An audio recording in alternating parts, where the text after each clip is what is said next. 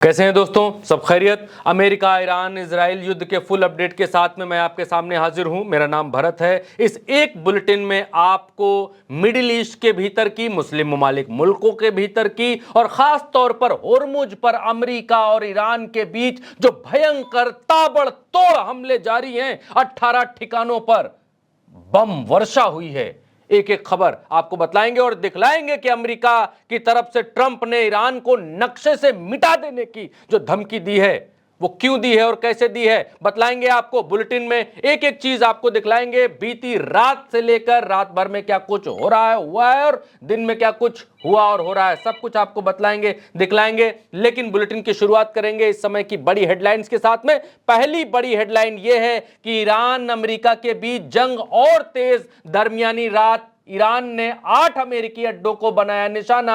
Bahrain में 5वें बेड़े और कुवैत में अली अल सलेम बेस पर दागी मिसाइलें। कुवैती सरकार ने कबूली हमले की बात। दूसरी बड़ी हेडलाइन यह है कि कुवैत के विदेश मंत्रालय ने देश पर हुए ईरानी हमलों की कड़ी निंदा की है। मंत्रालय ने इन्हें बार बार की गई गंभीर ईरानी आक्रामक कार्रवाई बताते हुए कहा कि यह कुवैत की संप्रभुता का खुला उल्लंघन है। तीसरी बड़ी हेडलाइन यह है कि रात में ही अमेरिका ने भी ईरान पर किया पलटवार। 10 ईरानी ठिकानों पर किए हमले।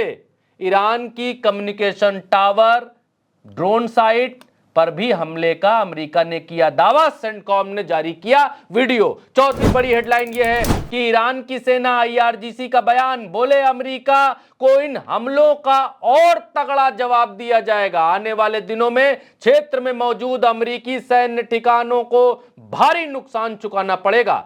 अमेरिका का शिरिक शहर पर किया गया हमला होर्मुज स्ट्रेट पर ईरान के नियंत्रण को कमजोर नहीं कर पाएगा, यह ईरान बोला। पांचवी बड़ी हेडलाइन यह है कि होर्मुज पर कब्जे को लेकर अमेरिका ईरान के बीच की भिड़ंत में ट्रंप बौखला गए हैं। ट्रंप ने ईरान को नक्शे से मिटा देने की धमकी दी है। बोले लगता है ईरान कभी भी नहीं सुधरेगा, लेकिन हम और संयम नहीं बरत पाएंगे। एक समय ऐसा भी आ सकता है जब हमें उस सैन्य अभियान को पूरा करना पड़ेगा जिसकी शुरुआत हमने बहुत पहले सफल तरीके से की थी। अगर ऐसा हुआ तो ये ईरान का अस्तित्व नहीं बचेगा, ये ट्रंप ने कहा। छठी बड़ी हेडलाइन ये है कि ईरान हमलों के बीच रूस और चीन के स्ट्रेटेजिक बॉम्बर्स को 6 घंटे की स्ट्रेटेजिक बॉम्बर्स ने 6 घंटे की ज्वाइंट पेट्रोलिंग की है। 6 घंटे तक चली रूस और चीन के बॉम्बर्स की इस पेट्रोलिंग के दौरान Su-30SM, Su-35S और J-16 लड़ाकू विमानों ने दिखाए अपने जौहर। सातवीं बड़ी हेडलाइन यह है कि ईरान अमेरिका संघर्ष के बीच इराक पहुंच गए हैं। ईरान के विदेश मंत्री अराक्ची खामनई के जनाजे में शिरकत करने के लिए इराक को दिया न्योता। कूटनीतिक और सामरिक मुद्दों पर भी की बात। आठवीं बड़ी हेडलाइन यह है कि अराक्ची के इराक पहुंचने से पहले इराक में ग्रीन जोन में घुसे टैंक, घंटों चली गोलियां। यहीं पर है अमेरिकी एम्बेसी। ईरान के लिए संवेदनाएं रखने वाले कई नेताओं को गिरफ्तार करने की बात आ रही है, खबरें सामने आ रही हैं। खबरों में अमेरिका के इशारे पर यह ऑपरेशन चलाए जाने की शंका जताई गई है। अगली बड़ी हेडलाइन, नवी बड़ी हेडलाइन यह है कि ट्रंप पर भड़क गए अमेरिका के पूर्व राष्ट्रपति बाइडेन। बोले व्हाइट हाउस में वापसी के बाद ट्रंप ने अरबों डॉलर कमाए हैं, यह मेरे लिए बेहद चौंकाने वाला है। उन्हें जरा भी शर्म नहीं आती है। सच कहूं तो यह देश के लिए शर्मनाक है। ट्रंप को इसकी कोई परवाह नहीं है। राष्ट्रपति पद से पैसा कमाना ही राष्ट्रपति बनने की उनकी चाहत का एकमात्र कारण है। 10वीं बड़ी हेडलाइन यह है कि 4 जुलाई से ईरान के शहीद अयतुल्ला अली खामनई के जनाजे की शुरुआत होगी। इसमें शामिल होंगे करीब 2 करोड़ लोग। 9 जुलाई को मशहद में उनको दफनाने का कार्यक्रम रखा गया है। खामनई के सम्मान में इराकी लोगों ने एक अनौपचारिक जनाजा निकालकर खामनई को सम्मान दिया है। दोस्तों, हेडलाइंस के बाद अब बारी है खबरें विस्तार से जानने की, लेकिन विस्तार से खबरें बताएंगे उससे पहले एक बात मैं करना चाहता हूं आपसे। कई दिनों से मैं इस बात को कह रहा हूं, होर्मुज के ऊपर अमेरिका और ईरान की ये जंग सिर्फ और सिर्फ होर्मुज पर कब्जे को लेकर के है। अमेरिका अनवांटेड कब्जा होर्मुज पर चाहता है, और वो सिर्फ इसलिए नहीं चाहता है कि होर्मुज के ऊपर वो कब्जा कर ले और ईरान को वहां से हटा दे। सिर्फ इसलिए नहीं, अमेरिका होर्मुज के ऊपर कब्जा इसलिए चाहता है क्योंकि होर्मुज से जस्ट आगे पर्शियन सागर के जस्ट बगल में एक बहरीन देश पड़ता है। उस बहरीन देश में अमेरिका की 5th फ्लीट यानी उसकी नौसेना का 5वां बेड़ा उस देश में मौजूद है और उसका मुख्यालय बहरीन के भीतर है, 5वें बेड़े का मुख्यालय। और 5वें बेड़े के मुख्यालय को ईरान ने होर्मुज के ऊपर अपना कंट्रोल लेकर के उस 5वें बेड़े के मुख्यालय के ऊपर ताला लगा दिया है। एक हिसाब से अमेरिका का 5वां बेड़ा होर्मुज के भीतर या पर्शियन सागर के भीतर आज की तारीख में कैद होकर के रह गया है। अमेरिका का 5वां बेड़ा किसी काम का नहीं बचा है। दैट्स व्हाई अमेरिका इसीलिए चाहता है कि एनी हाउ होर्मुज को पूरी तरीके से खोल करके रखा जाए और इसके ऊपर किसी का नियंत्रण ना रहे। नियंत्रण ना रहने का मायने यह है कि अगर होर्मुज पर किसी का नियंत्रण, ओमान और ईरान दोनों का नियंत्रण नहीं रहेगा तो अमेरिका की नौसेना की आवाजाही यहां पर स्वतंत्रता पूर्वक रहेगी।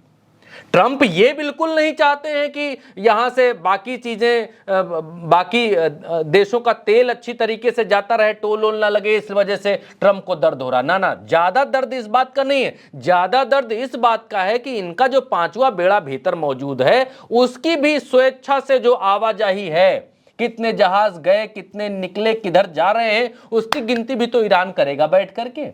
और अमेरिका ये कतई नहीं चाहता है और दैट्स व्हाई इस समय होर्मुज के ऊपर सबसे बड़े हमले हो रहे हैं। और इसीलिए अमेरिका को ये बात हमेशा खटकती है, गलत कह रहा हूं कमेंट में लिखिएगा भाई साहब, इसीलिए अमेरिका को ये बात खटकती है कि ईरान ये क्यों बता रहा है कि जहाज हमारे बताए रास्ते से जाएं, हमारे बताए रास्ते से आएं। ये क्यों बता रहा है ईरान? अमेरिका को इसीलिए ये बात खटक रही है कि अगर ईरान ये तय कर देगा कि जहाज जहां से हम बताएंगे वहां से जाना है, जहां से हम बताएंगे होर्मुज के भीतर जहाजों को उन रूटों से वापस आना है, तो फिर ईरान का तो कब्जा मान लिया जाएगा होर्मुज के ऊपर, ईरान की मोनोपोली चलेगी।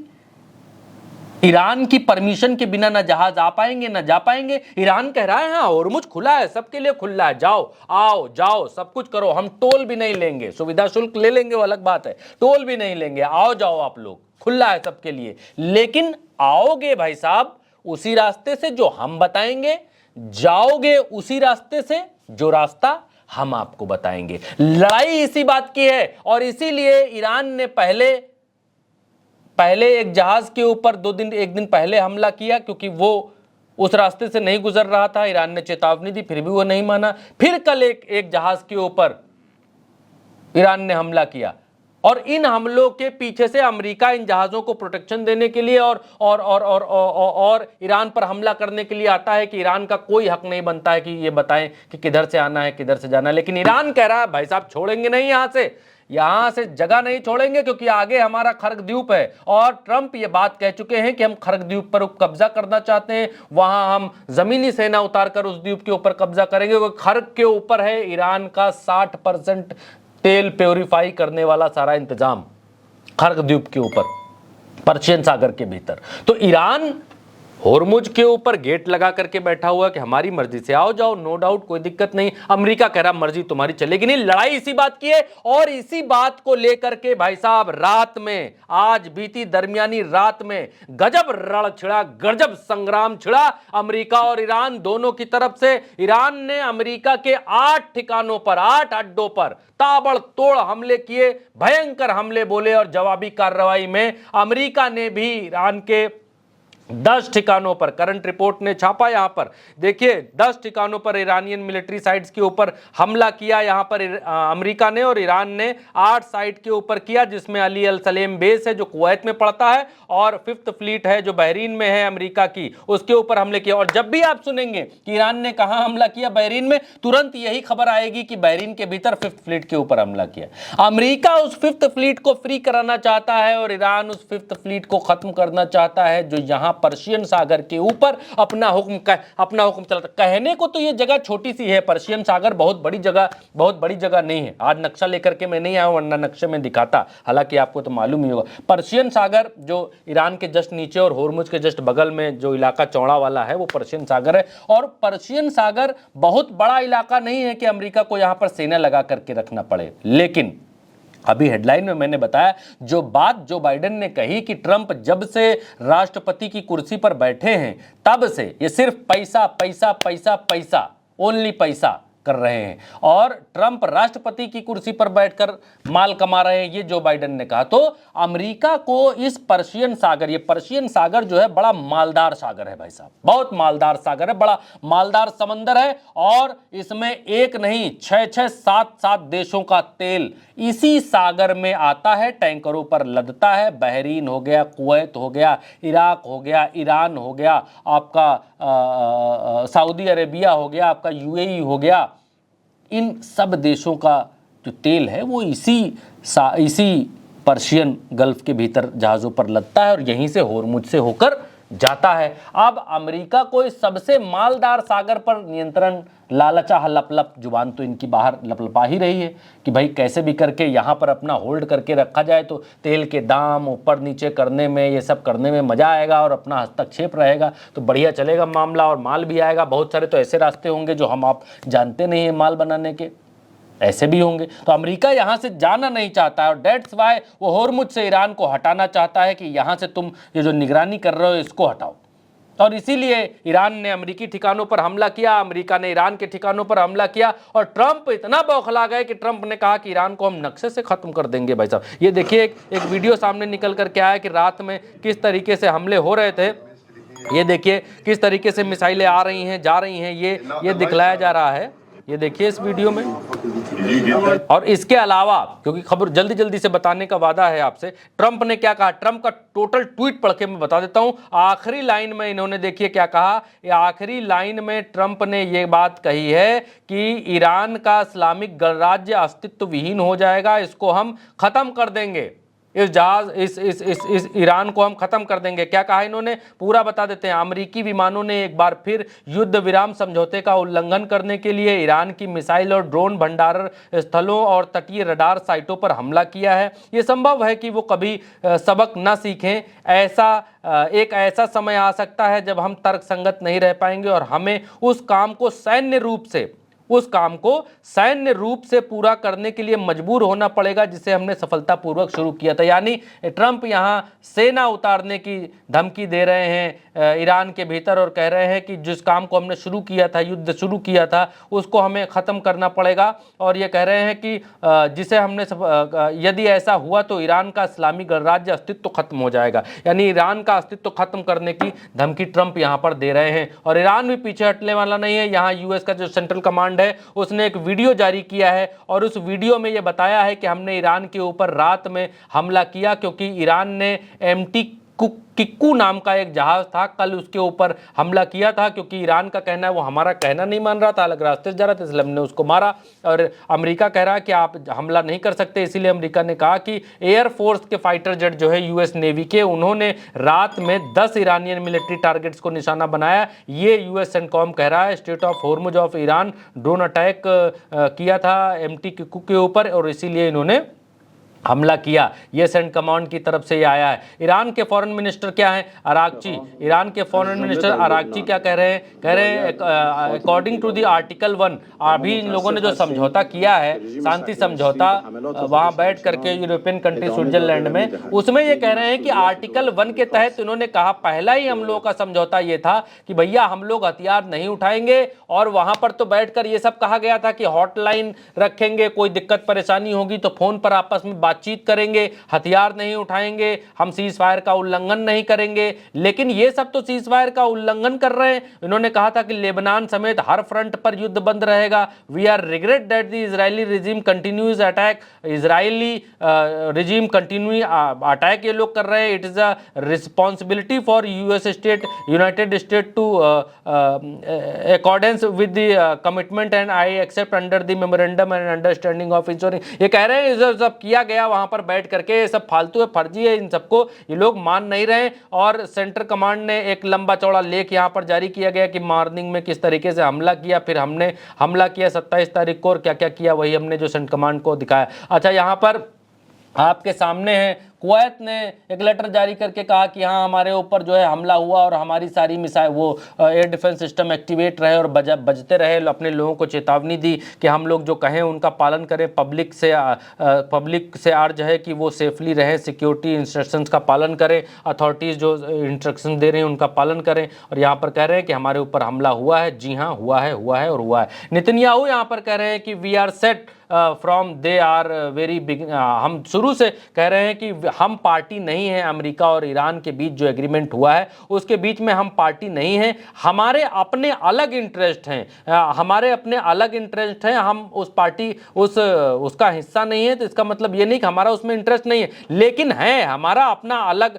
अलग हमारे टारगेट्स हैं, इंटरेस्ट हैं हमारी, हम अलग कुछ करना चाहते हैं। That's also true regarding a central issue the nuclear issue. और कह रहे हैं कि जो मेन इशू है वो न्यूक्लियर इशू है, हम ईरान को कभी भी बनाने नहीं देंगे परमाणु। और वॉशिंगटन को हमने अपने जो चीज़ें हैं वो हमने बता रखी है कि हमको क्या चाहिए। और दूसरी तरफ जो बाइडन जो है एकदम जो है ट्रंप के ऊपर फायर हो गए और ये बोले कि भैया ये जो ट्रंप है जब से बना है, जब से राष्ट्रपति की गद्दी पर बैठा है ये आदमी, तब से पैसा पैसा पैसा पैसा पैसा कर रहा है।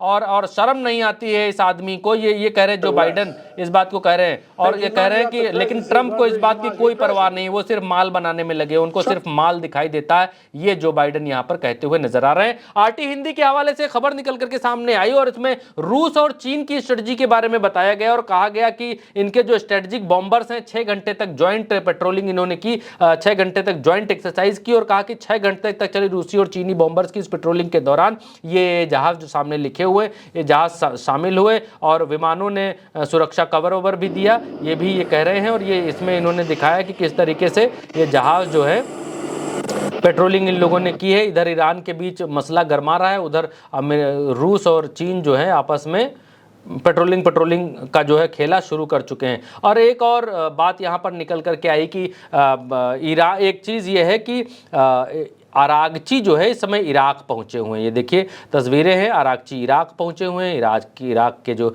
विदेश मंत्री हैं उनके साथ बगदाद में मीटिंग्स वगैरह कर रहे हैं। और ये देखिए सामने और भी तस्वीरें निकल करके आई।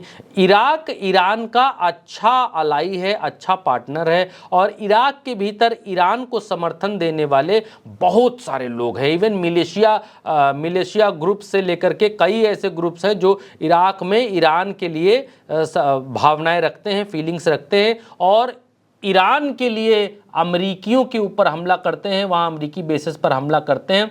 वहाँ एक जगह है इराक के भीतर जिसको ग्रीन एरिया कहते हैं।